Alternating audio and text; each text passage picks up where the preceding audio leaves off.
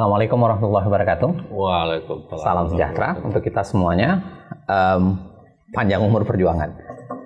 Teman-teman sekalian, hari ini saya mau membawakan satu tema yang barangkali tidak berkaitan langsung dengan soal kontemporer bicaraan soal hukum, tetapi punya keterkaitan yang sangat erat, ya, yaitu apa? Soal pendidikan hukum itu sendiri. Di Indonesia, kalau kita baca data terkini, itu menjelang ribuan, ratusan sampai ribuan jumlah fakultas hukum. Ya, ada mulai dari universitas manapun, mulai dari universitas paling kelas A sampai kelas kambingnya dalam tanda kutip, mulai dari gedung yang paling besar sampai yang ruko, ya, bahkan yang kemudian barangkali hanya mendaku sebagai universitas atau fakultas. Itu menghasilkan begitu banyak gelar sarjana hukum, dan saya kira ya ikut menyumbangkan apa yang terjadi di dunia hukum sekarang. Karena misalnya syarat menjadi hakim harus sarjana hukum, syarat menjadi jaksa juga begitu, syarat polisi juga sebagian adalah begitu. Ya, dan mereka menyumbangkan kemudian tradisi gagalnya pendidikan hukum di Indonesia. Dan mereka ya dalam tanda kutip tertentu menjadi pelaku sebenarnya dari mafia peradilan sebagiannya, apalagi kalau bicara soal pengacara, jaksa, polisi, dan hakim. Di samping saya, teman-teman sekalian, ada Profesor Sigit Rianto. Saya rasanya tidak perlu menggarami air laut, saya tidak perlu memperkenalkan lagi, beliau sudah sangat terkenal. Dosen di Fakultas Hukum Universitas Gadjah Mada, dulu luntang-lantung di banyak lembaga donors internasional, juga lembaga pengungsi PBB, UNHCR ya, cukup lama waktu itu, dan sempat menjadi dekan di Fakultas Hukum Universitas Gadjah Mada, dan sangat dikenal karena pemihakan yang kuat terhadap penegakan hukum dan nasib mahasiswa pendidikan hukum tentunya. Kalau Anda masih ingat kasus yang terakhir ketika UGM mau bikin seminar dan diskusi, tapi kemudian diancamin mau dibunuh orang yang melakukan seminar itu, saya kira Pak Sigit di situ ada berperan sangat luar biasa untuk melindungi anak mahasiswa itu ketika UGM-nya sendiri entah kemana, seingat saya kala itu ya. Dan kalau kita ingat dalam kasus itu, Pak Sigit cukup concern untuk memberikan catatan terhadap apa yang terjadi saat itu. Prof. Sigit, saya panggil begitu aja, Prof. Sigit. Assalamualaikum, Prof. Sigit. Pak Sigit. Pak Sigit, begini nih, saya mau mulai dari pertanyaan klasik persis yang saya antar tadi. Pendidikan hukum kita ini sedang baik-baik saja, tidak sedang baik-baik saja sih sebenarnya, menurut Pak Sigit? Oke, baik, terima kasih Mas.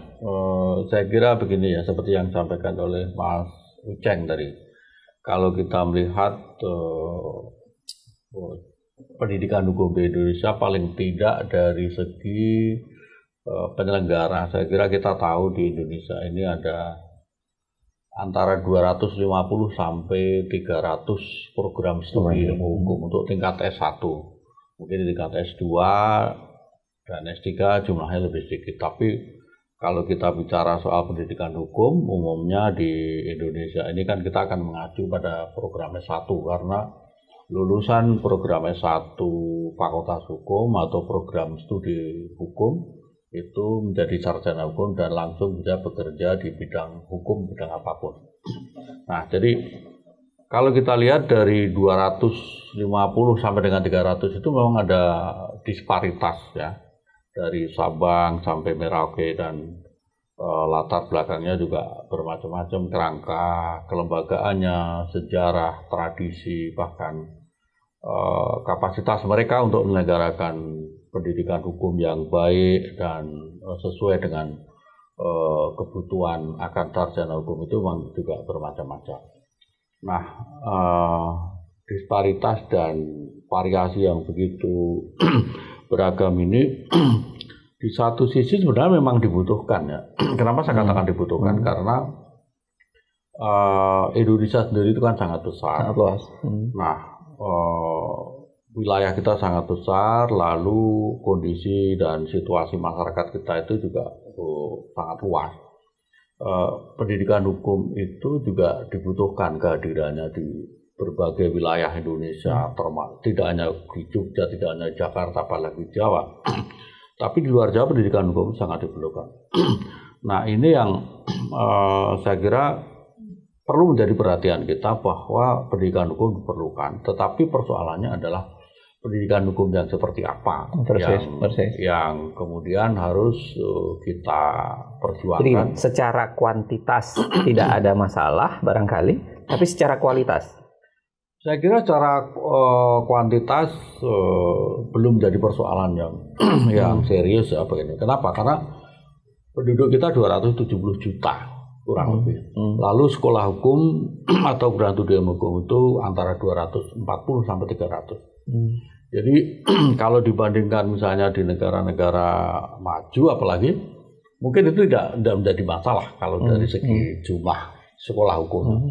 Yang jadi persoalan adalah disparitas kualitas tata kelola, karena disparitas kualitas tata kelola itu kemudian akan berimplikasi banyak hal, kualitas lulusan, integritas institusi, bahkan juga kita bisa bayangkan bagaimana kontribusi institusi-institusi ini di tengah persoalan-persoalan hukum dan gap yang begitu tampak ya antara apa yang kita ajarkan di sekolah hukum dengan praktek yang terjadi. Kalau disederhanakan yang sampaikan Pak Sigit ini kan kira-kira kualitasnya ada yang kualitasnya memang bagus, juga barangkali pemihakannya lumayan bagus, ada yang kualitasnya bagus tapi ya menjadi pelaku dari merusak hukum itu sendiri barangkali, ada yang kualitasnya memang tidak bagus sama sekali dan ini menjadi pelaku dari perusak hukum itu sendiri, atau variannya kan kemudian menjadi sangat besar dari situ. Sebenarnya begini ya, kayak saya katakan disparitas itu disparitasnya dalam banyak hal. Maksud saya begini, memang dari segi kapasitas institusi itu beragam, tetapi juga yang soal integritas itu juga beragam juga. Tidak berarti katakanlah misalnya sebuah institusi yang dikenal baik, bereputasi, kemudian selalu akan menghasilkan lulusan-lulusan yang kemudian juga berintegritas baik. Nah, artinya memang ini adalah persoalan yang berlapis-lapis dalam pendidikan hukum kita itu. Karena begitu institusinya bagus, tentu masyarakat kita berharap bahwa itu akan menghasilkan output lulusan yang bagus juga, gitu kan. Tapi pada kenyataannya adalah di dalam praktek pendidikan, termasuk pendidikan hukum itu seringkali terjadi dalam tanda petik itu proses komodifikasi pendidikan hukum itu.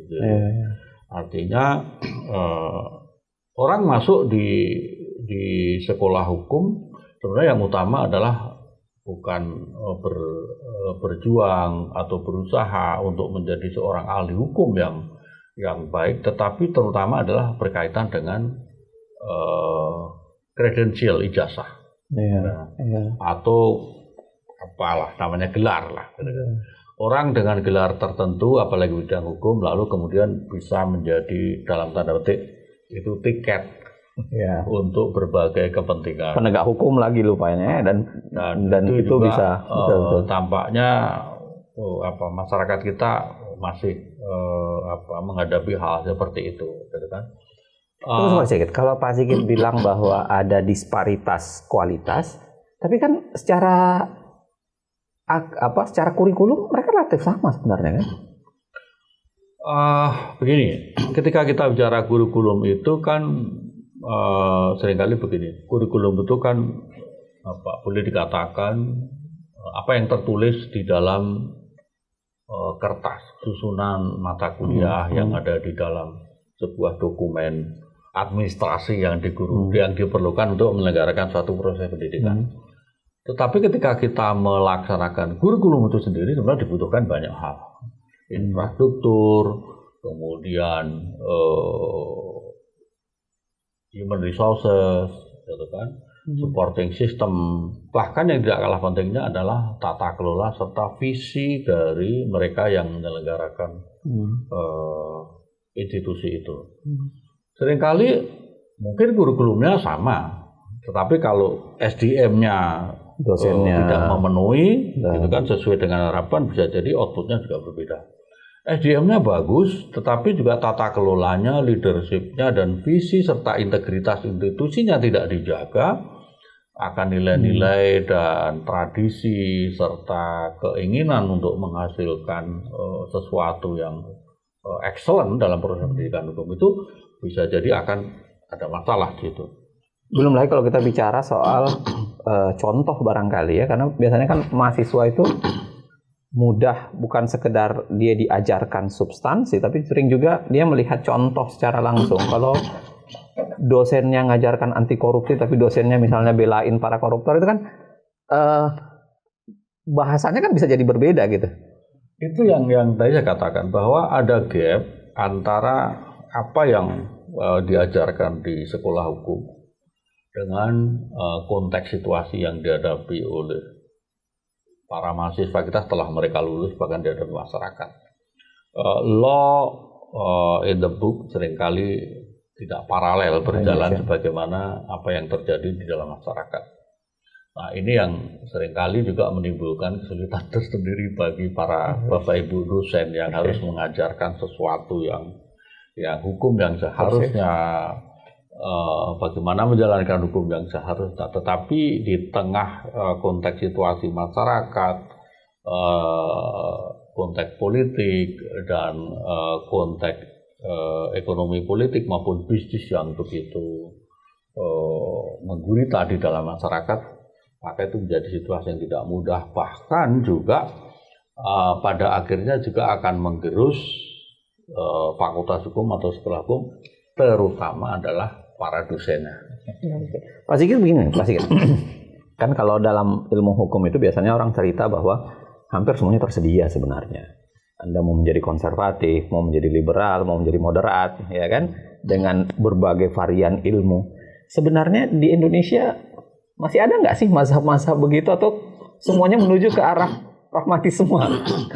Kalau Pak Sigit melihatnya gitu, ada nggak sih mazhab? Dulu kan kita masih kenal tuh, ada misalnya kayak kalau di UI itu ada Benjamin Hussein, itu kan orangnya betul-betul konservatif ya. Kalau ngelihat administrasi negara, pemerintahan itu konservatif. Atau misalnya Harun al-Rashid, ketat gitu. Sekarang itu masih ada nggak sih yang mazhab-mazhab seketat itu, atau semuanya ngumpul di tengah menjadi pragmatis gitu? Saya kira begini ya, kalau kita sekarang bicara bagaimana pemilahan dan pemihakan itu, saya kira yang paling tampak sekarang adalah melihat pada aspek atau sisi integritas institusi dan mereka-mereka yang mengajarkan atau menjalankan hukum itu. Kenapa? Sekarang kita di era yang globalism, globalisasi dan globalisme. Semua aspek kehidupan kita terjangkau dan menjadi bagian dari proses globalisasi, termasuk perkembangan ilmu hukum sendiri. Jadi memang ada beberapa mazhab yang dulu memang seringkali menjadi wacana dan perdebatan di dalam proses pendidikan hukum. Tapi sekarang karena komunikasi dan berbagi informasi serta ide itu menjadi sangat intensif, maka apapun yang menjadi perdebatan itu kemudian juga akan bisa dilihat, diketahui oleh mazhab atau aliran yang lain. Dan kemudian pada akhirnya sebenarnya orang akan berpikir bagaimana hukum yang baik itu selalu akan paralel dengan perkembangan saintifik pada saat itu. Tetapi yang membedakan terutama adalah bagaimana orang-orang yang mengajarkan hukum, orang yang menjalankan hukum itu, apakah mereka sanggup menjaga integritas atau menjadi bagian dari proses pragmatisme itu. Kenapa saya katakan demikian? Karena Pak Sigit, itu kata integritas ini kan menarik nih. Bisa dikasih contoh yang lebih real nggak kira-kira? Contoh kira-kira problem integritas di pendidikan hukum kita dan di suasana akademik kita sebenarnya apa misalnya?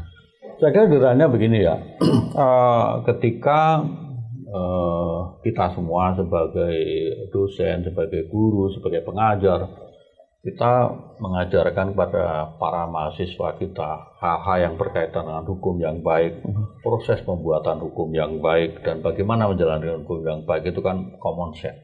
Semua dosen pasti akan mengajarkan begitu. Nah, persoalannya adalah ketika berhadapan dengan persoalan-persoalan yang terjadi konflik kepentingan di luar hukum itu, lalu harus dikerangkai dengan hukum atau dengan ilmu hukum, di mana kita berpihak, itulah yang membuktikan bahwa bagaimana kita melihat integritas itu.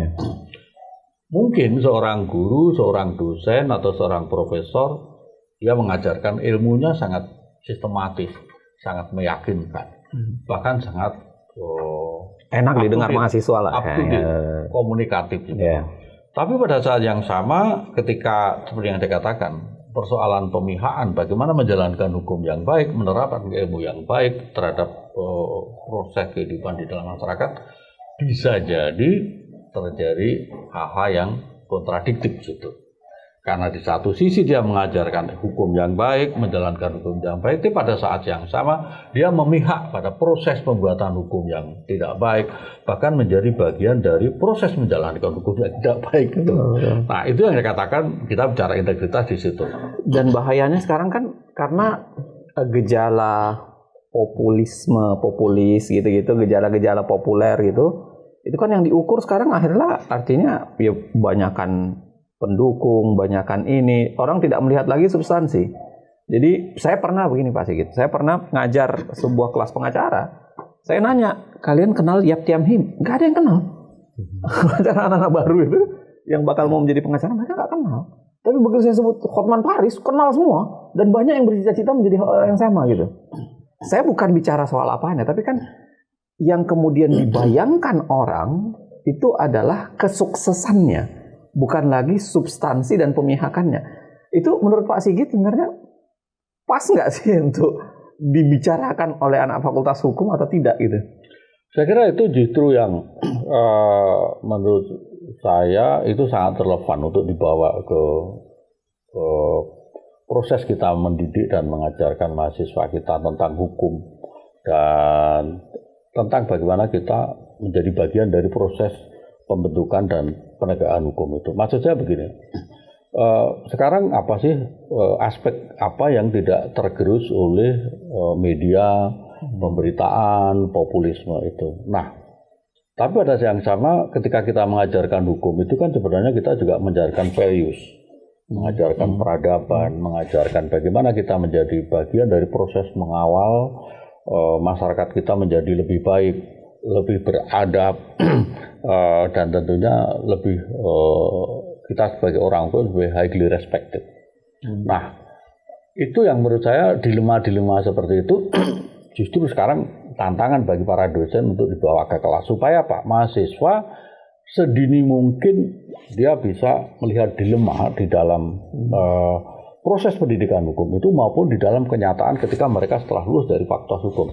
Sehingga kita bisa membekali mereka kecakapan untuk melakukan pemilihan.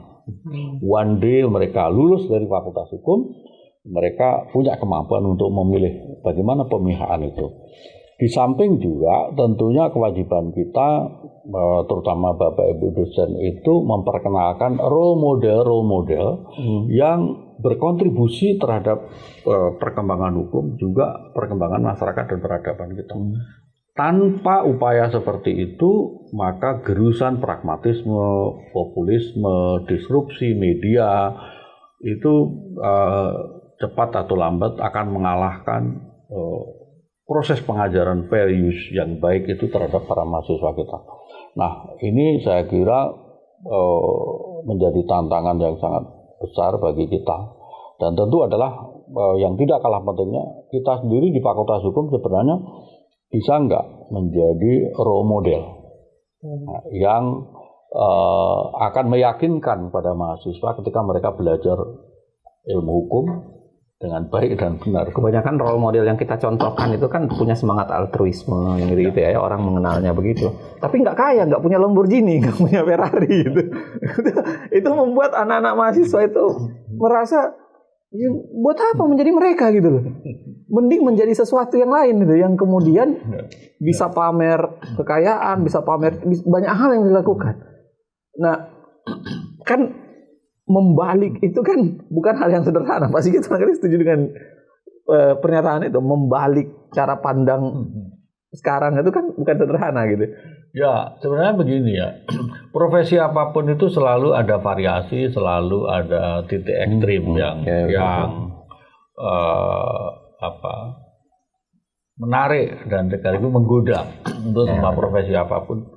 Yang pada satu sisi orang punya kecakapan, punya kemampuan, punya ilmunya, tapi pada saat yang sama kemudian orang mungkin bisa jadi mengkompromikan standar etik, standar values yang kemudian karena dianggap lebih lukratif, menghasilkan sesuatu yang lebih. Nah, di dalam proses pendidikan hukum saya kira hal seperti ini juga terjadi, bahkan di dalam profesi hukum. Tapi saya kira juga banyak juga ahli hukum, praktisi hukum, lawyer yang dia juga hidupnya mapan tanpa harus menggadaikan values, menggadaikan standar. Dan kita kenal beberapa di antaranya ya. Itu sebenarnya hal yang lumrah terjadi di mana saja. Oke Pak Sigit, begini.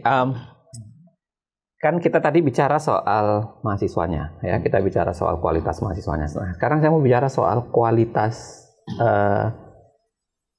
kelembagaannya, institusinya sebagai sebuah institusi universitas, institusi pendidikannya. Kan belakangan ini kan kita kenal sering kali ya, ada gejala misalnya ya gelar itu yang penting nanti dibayar aja gitu, yang penting kemudian dapat itu, atau kemudian pemberian gelar kepada para pejabat itu, seakan-akan mereka udah kurang dihormati sehingga harus mendapatkan juga gelar profesor dan doktor di depannya gitu. Pak Sigit ngeliat apa nih? Karena belakangan agak ramai betul. Saya nggak tahu, mungkin menjelang pemilu mereka harus pasang profesor doktor di depannya gitu, sehingga pemberian itu kan menjadi ramai sekali belakangan. Pak Sigit ngeliatnya apa dari? Menjaga otonomi akademik. Tidak percaya diri itu? Tidak percaya diri. Atau mereka yang bekerja di itu harus percaya diri. Tanpa percaya diri, banyak sekali problem kita.